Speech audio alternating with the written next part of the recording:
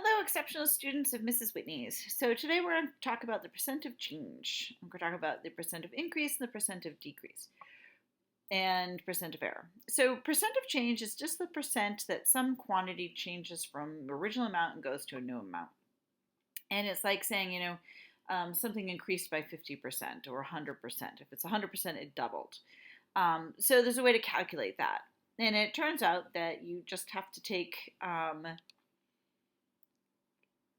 you can separate it to be the percent of increase and the percent of decrease, but really it's the amount of change, which means you take the larger number, subtract the smaller number, and you divide it by the original amount. You can memorize these two formulas, but it really doesn't make sense. It makes more sense to think about it in context. So, for instance, like this. If the table shows the number of hours you spent online last weekend, what is the percent of change in your online time from Saturday to Sunday? So if we know that the percent of change,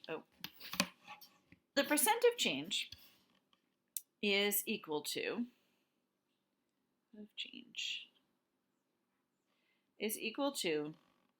the difference divided by the original.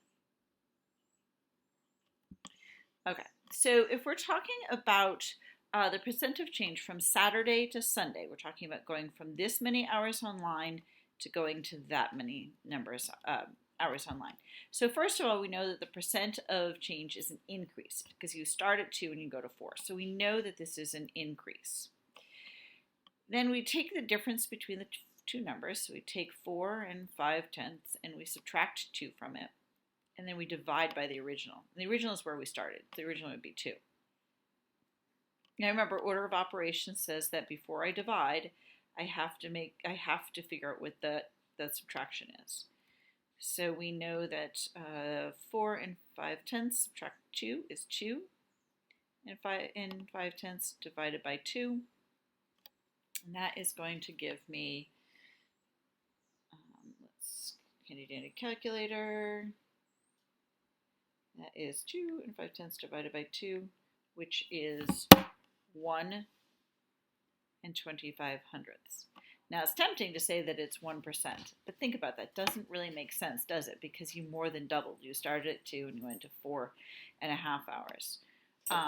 So remember, this is not yet a percentage. So we have to take this 1 and 25/100ths, and we're going to multiply it by 100 because that's how we convert a decimal to a percentage, and that will give us 125%. And that's what the percent of change is. All right, let's look at percent of decrease.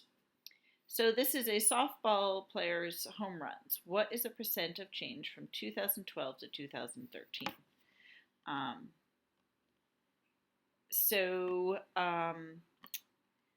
We know that at 2012, they hit 28 home runs. And we know that at 2013, we hit 20 home runs. So our percent of change is going down.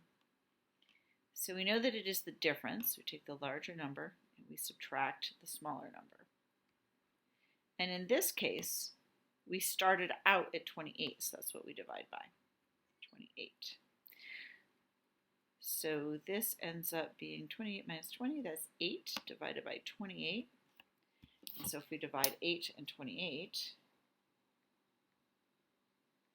that gives me 0 and 29/100ths. And we need to multiply that by 100 to give us 29%. So we decreased in home runs by 29%. Okay, the last thing we're going to look at is percent of error. Percent of error is the amount of error divided by the actual amount. So this says that if I estimate the length of my classroom is 16 feet and the actual length is 21 feet, we are going to say that, again, we're finding the difference. So it's the difference divided by the actual.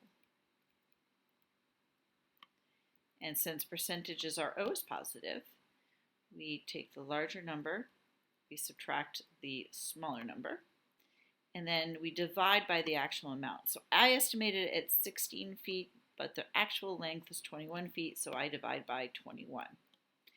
So this gives me 21 subtract 16. That is 5 divided by 21. So 5 divided by 21 gives me 24 hundredths. And again, I'm going to multiply 24 hundredths by 100 to convert it to a percentage, and I get 24%. So thanks for watching.